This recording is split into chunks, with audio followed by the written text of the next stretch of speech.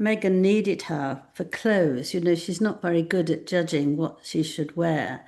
And Jessica did all that for her. She, dressed her and made her feel that she looked right for all the things she was doing within the royal family.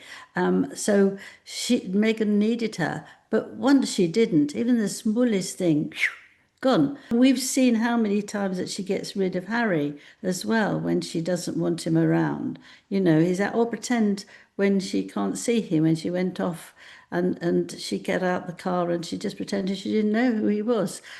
So this is her nature. This is what she's like. And this is what the Queen saw long before anyone else did, that this girl, this woman, was dangerous. Developing today, Meghan Markle has decided to forever ghost her ex-BFF Jessica Mulroney as shock new information emerges about the split between the two former closest friends. That comes as Tyler Perry, Meghan Markle's closest Hollywood friend, who has previously lent the couple his mansion and his private jet, is rocked by a shock new interview in The Hollywood Reporter by his sexual harassment accuser, who suggests he has been hiding his sexuality for years. So, when are we going to hear from Meghan Markle on Tyler Perry, or is he going to join the Jessica Mulroney category of someone never to be heard of again? So, here's a reminder from the Daily Mirror of exactly what went down with Jessica Mulroney and a report on her quite sad life now. The headline: Meghan Markle's dumped BFF, Jessica Mulroney's life now after Duchess's final straw. Meghan Markle and Jessica Mulroney were once inseparable, but a white privilege row saw the Duchess of Sussex cut her BFF off for good, according to insiders. Now, the article reports, and there is new information on this, for years, Meghan, Duchess of Sussex, and stylist Jessica Mulroney were utterly inseparable, but now it seems they are on the outs. Despite being a high-profile stylist and TV personality, Jess's professional opportunities have been reduced to selling subscriber-only content to her Instagram followers. Since Meghan made her big return to social media over the new year, neither of the women follow each other, despite the fact that they once used the platform to regularly gush about one another. The once close pals haven't been seen together in 5 years now, but a few times in the early days of their rumoured fallout, Jess attempted to put the rumours to bed. I'm going to tell this once and for all. Meghan and I are family. She is the kindest friend and has checked up on me every day, Jessica wrote on her stories a few months after the initial controversy. 6 months later, she posted a picture of the flowers she had received from Meghan on her 41st birthday with a sweet card that read, "Luckiest friend, thanks MM." But over the next few years, Jess made some cryptic posts about friendships falling apart, which many people speculated were aimed at her famous former bestie. Life changes. You lose love. You lose friends. You lose pieces of yourself that you never imagined would be gone. And then, without even realizing it, those pieces come back. Now love enters. Better friends come along, and a stronger, wiser you is staring back in the mirror. Whilst it was never confirmed if this was aimed at Meghan, Jess has been through a tumultuous period that saw many of the companies she worked with turn their back. Now the stylist and influencer seems to be taking back some ground professionally, once again attending events of a charity she co-founded many years ago after stepping back in 2020, and even hinting online that her reality show might be making a return. However, Jess has admitted that her main priority will always be her 3 children, who have been her main focus since the controversy, writing in a recent post on her Instagram, "Doing this thing today for work with a brand I truly love. As I get older, I've gotten over the travel of it all. Nothing compares to spending time with my kids at home. Absolutely nothing." Despite playing an important role in Meghan's life for many years, there was no mention of Jess in the 6-part documentary series that Harry and Meghan made for Netflix about their love story, nor did Harry mention his wife's best friend in his best-selling memoir, Spare. So Angela Levin, that's Jessica Mulroney today.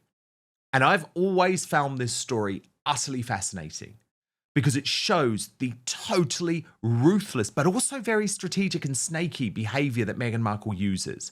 Because you'll note, Angela Levin, to begin with, she made sure that she kept Jessica Mulroney on side. She almost pretended to her, she gaslit her into thinking everything's going to be fine. She sent her some flowers, she sent her a card. But I always knew, Angela, there was no return. Meghan Markle had decided to ghost Jessica Mulroney in exactly the same way she had decided to ghost her father. Because if anyone puts Meghan Markle's reputation on the line, they are gone. They are out. They are finished for good. And look, you can argue and say, well, Jessica Mulroney's life is a bit sad now because she's selling content on Instagram. But I would say absolutely not. It's so good, Angela, that she has realised that Meghan Markle was a completely fake friend. Meghan Markle was using her when it was convenient, using her when actually she was the better connected person. She was the one who had the more social links. And I think you don't want someone like that in your life. So yes, shame on Meghan Markle, absolutely shame on her for dropping Jessica Mulroney in the way that she did over a scandal that was nothing. But also good on Jessica Mulroney for realizing that this woman is a total fake. Big news, Outspoken is now available as a podcast too. So please do subscribe wherever you get yours, Spotify, Apple Podcasts, and make sure you rate and review. I'll take 5 stars, if you may. Yeah. Well, it's through experience, isn't it? I mean, Meghan needed her for clothes. She's not very good at judging what she should wear. And Jessica did all that for her. She, dressed her and made her feel that she looked right for all the things she was doing within the royal family. So Meghan needed her. But once she didn't, even the smallest thing, gone. I'm surprised that she didn't feel wary of that, though, because if she did see her a lot, and it was such a passionate friendship, that if you have got good sense, you sort of worry about it, that it's a bit over the top, and you need to be careful so that you don't get upset. And I think that perhaps she didn't do that, and she was very hurt. But it's good that she decided that she wasn't going to try and go back to her, ask if she needs any more help. She's just got on, and actually, children are very helpful in that, because if she wants to be a mother with the children, she can do that without actually having to rush to Meghan at the moment she's called.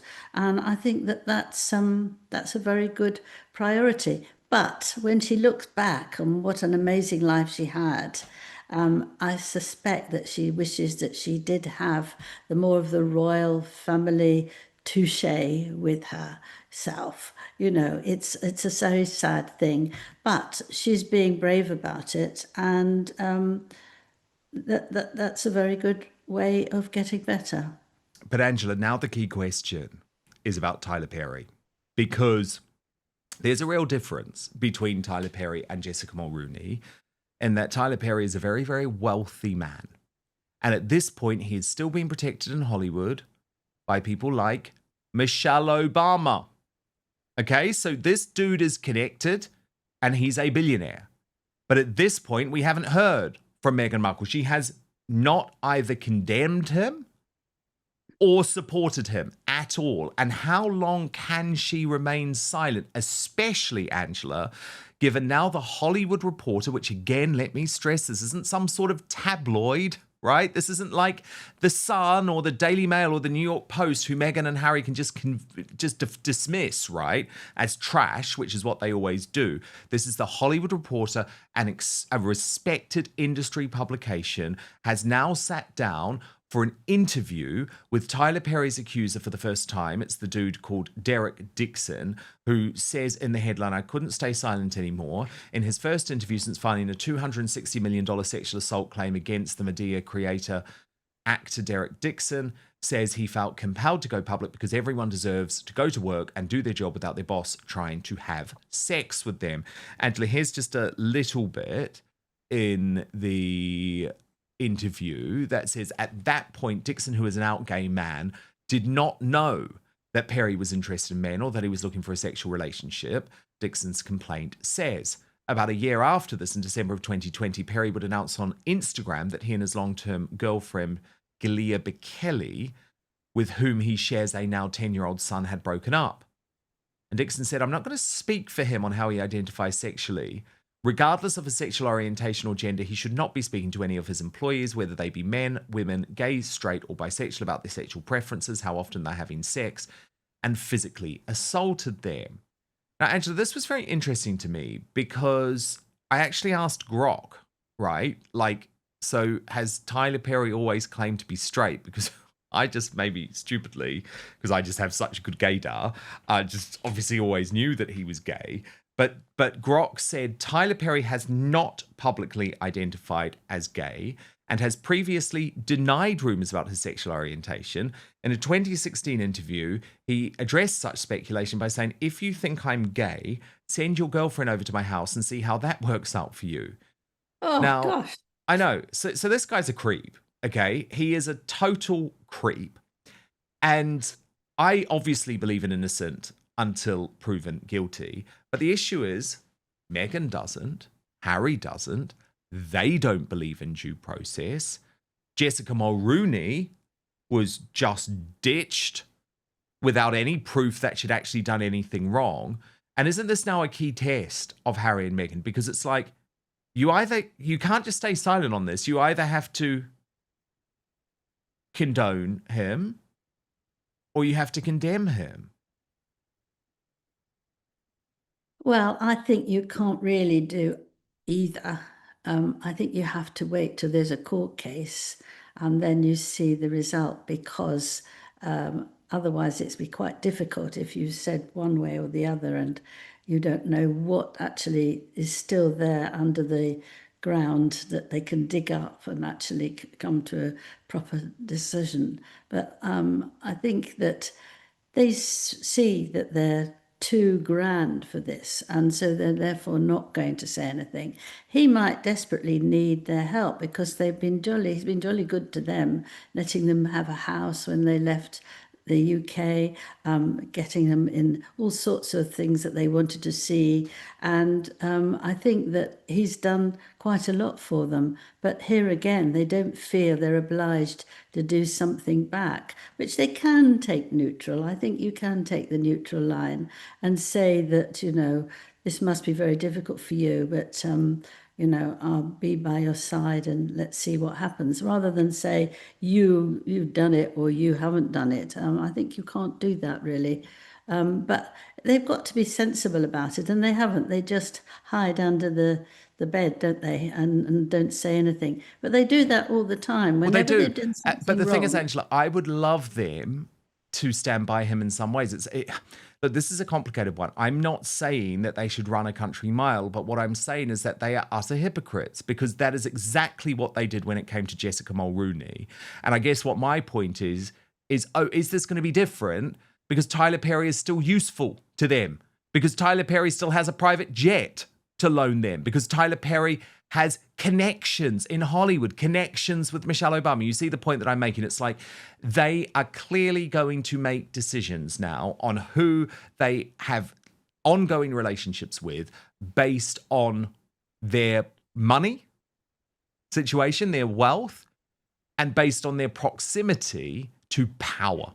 And I think that makes them scumbags, to be totally honest, because I'm sorry, there's no way that you can ditch Jessica Mulroney. Jessica Mulroney did nothing wrong, right? She was the subject of an anti-white racism campaign against her. She did nothing wrong. These Tyler Perry allegations are actually incredibly serious. And so you can't have one rule for Jessica Mulroney and another rule for Tyler Perry. That's my point. Well, you can, can't you? I mean, Well, you they just behave. can. They can. Yes, you But they just shouldn't. behave in a bad way. I mean, he's got Meghan to lots of parties where there were quite, high living people there, and she loved that. And if that's what she wants to do again, or if she does want to help him or just support him, I think you can. But I don't think you can go on one side or the other. I think you need to stay. You need to stay neutral. And actually, if he's not going to be able to do those things again, if he's found guilty, then they're not going to get that anyway, are they? It's only that if he does do well, he might think, I'm not doing anything for them because they've done nothing for me. So they stand a big chance of losing at both sides. But it's not easy. But I think if you've got a friend, you should support them until you find out what the situation is. Oh, I agree. I totally agree. But that's not what they did with Jessica Mulroney. And the thing with Jessica Mulroney, right, is it's like people forget. I mean, you're absolutely right to say, of course, Meghan used her because she was the stylist and all of that. But, come on, the children were in the bridal party. Little Ivy was alongside Charlotte that day at the wedding. So this was not like a fair weather friendship. This was her best friend. I just think it says so much about someone who will not stand by their best friend. And But sorry, yeah. no, you go, Angela. Yeah, but we have seen that you can't rely on her. She's not like that with her father, is she? She's No, not like that with any of her family except her mother now. Mother said, I'm off. So now she's beginning to feel what it's like when somebody just walks off. Maybe this will make her think a little bit, but I doubt it. no, I doubt But it it's too. all about what she feels about everyone. And you're wiped out totally, quickly, instantly, because you mean nothing anymore. And I think that's how she is. And all the people that were in her staff who she just shut them out. And that was the end of it. You can be quite polite and nice and still get to the same thing. But she's not like that. She's very hard. And we've seen how many times that she gets rid of Harry as well when she doesn't want him around. He's at, or pretend when she can't see him, when she went off and she got out the car and she just pretended she didn't know who he was. So this is her nature. This is what she's like. And this is what the Queen saw long before anyone else did, that this girl, this woman, was dangerous. Dangerous. That is the word.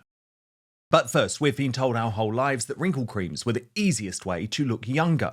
Now one doctor says that's nothing but old news. According to Dr. John Lake, the world-renowned Beverly Hills beauty expert, most wrinkle fixers on the market are nothing but glorified moisturizers. He says they hardly make a dent on your appearance. Some, check this out, can even be harmful to your skin.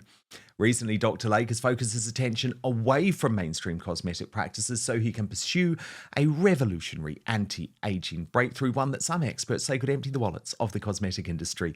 He describes it as almost like Photoshop for your face and says you may even be mad after seeing how easy it is to visibly erase your wrinkles from view.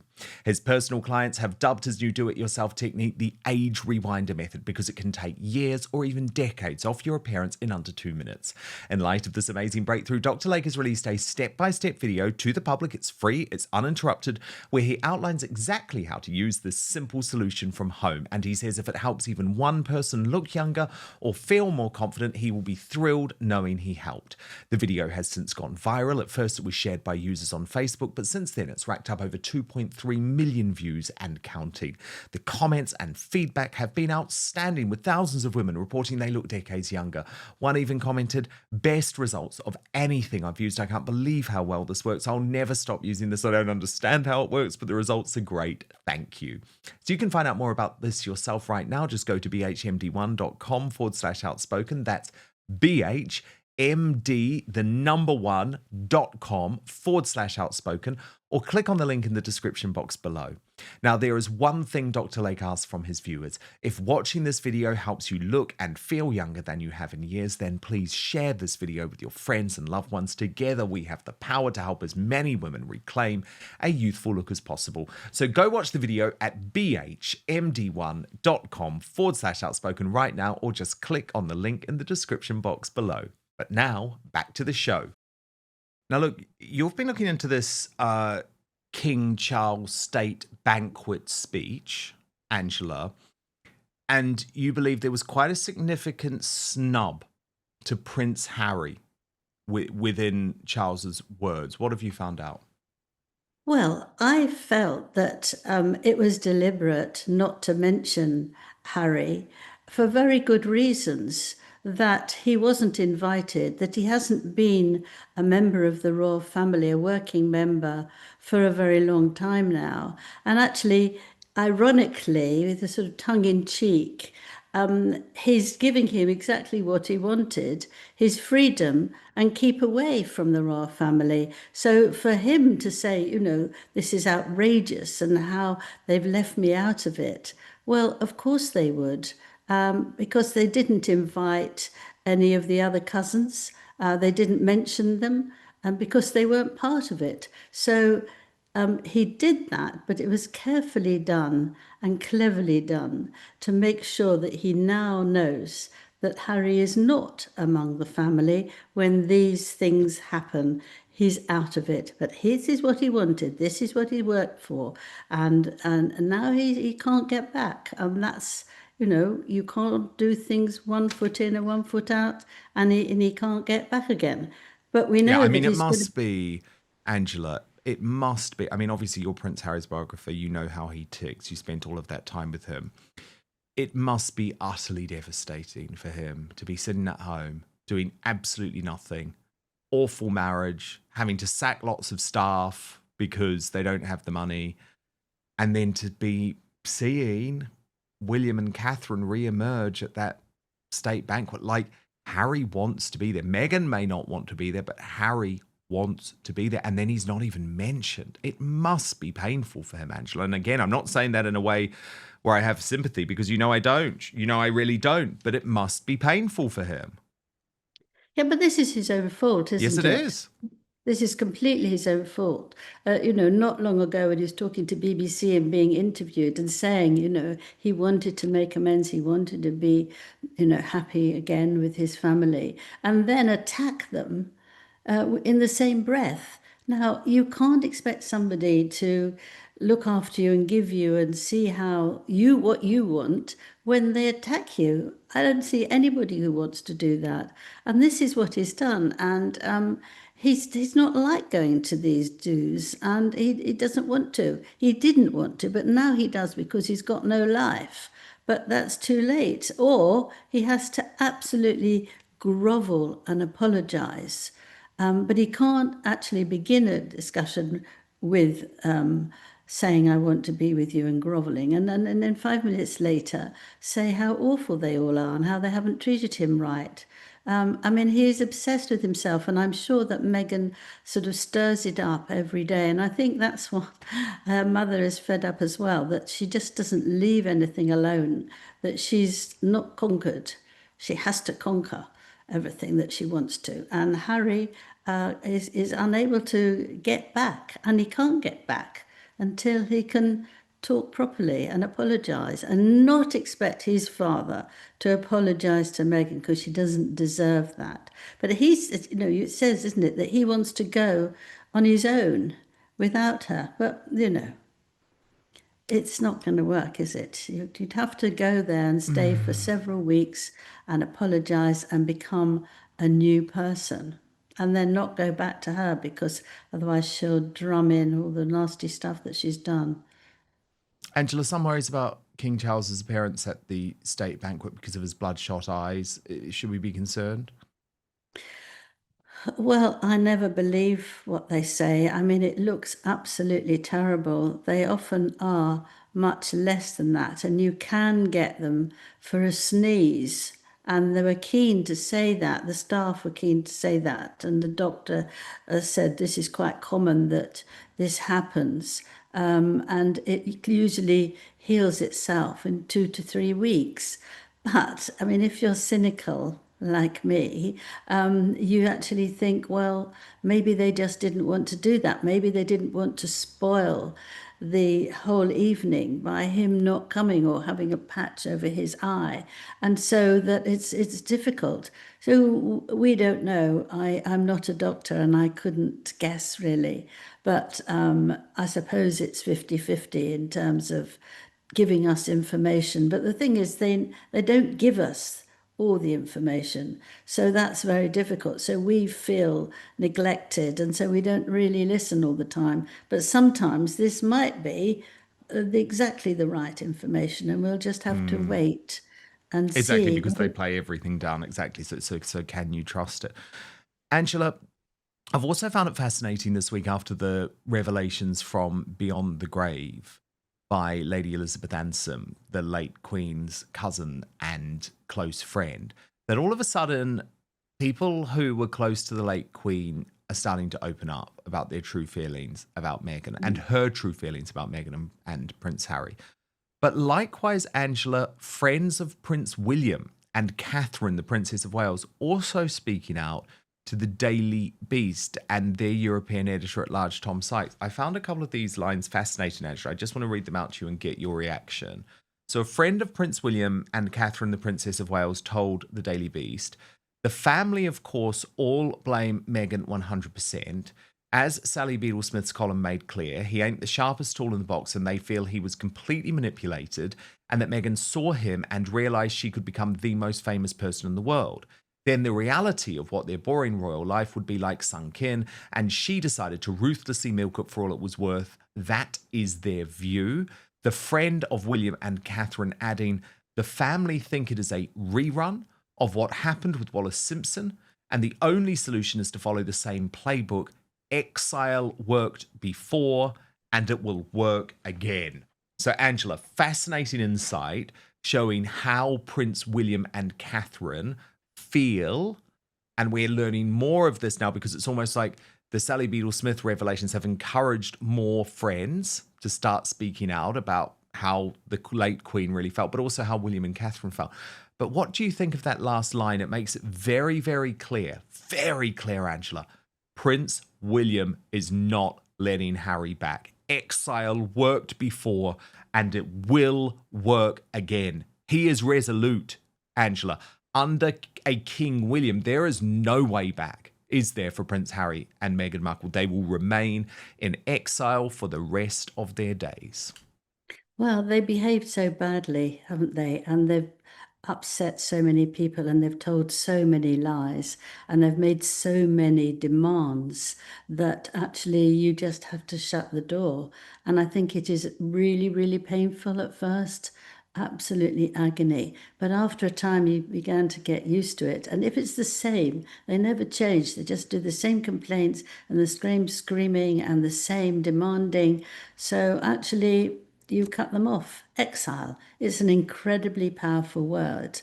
And you do that because you don't trust them. You're not going to give them the chance. I think they could have come back, or Harry could have come back early on and apologized then and said, "Look, I've been extremely rude." But he's stuck with what he said. And actually, that is very painful. And all this thing of what happened to the Queen, which none of us really knew, but we thought for a long time, you can't bear the thought of how he treated her. You cannot. And the fact that Meghan was actually being rude before the wedding just shows you what you and I and others have thought, what she wanted to do. She just wanted to use Harry and to move on and famous. And actually, a lot of it she's done because a lot of things she's so hard-nosed that she doesn't care what people think about her, as long as it's actually there and that people know her name. You know, like all that Keating when she was pregnant. You know, I mean, it was the disgusting. twerking. Yeah, twerking, that's the word. You know, we all, oh, you come out laughed. It made me feel sick, actually, absolutely sick. But so many people hated it and thought it was completely out of order.